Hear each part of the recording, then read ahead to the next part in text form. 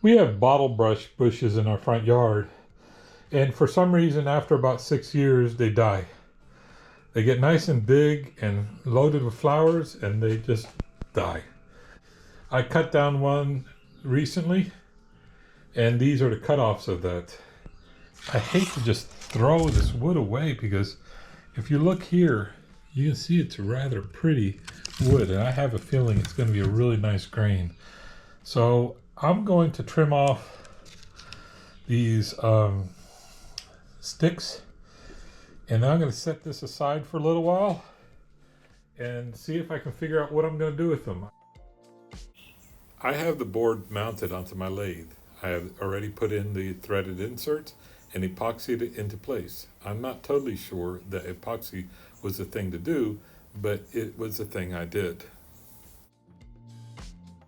Here is the first handle I made. I need to refine the back obviously, but it's looking pretty good.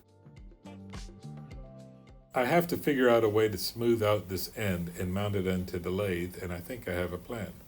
I have this face plate that I am going to attach a sacrificial piece of wood that I will drill out the center, and then make a jam chuck. This should work. I show making the jam chuck, but I don't show using it because I had a lot of trouble with it.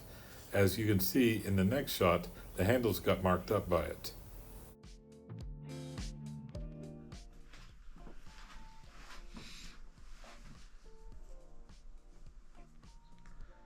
Good.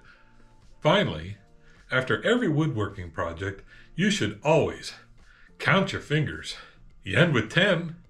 Good job. For a wood that you weren't sure about, it sure looks pretty nice.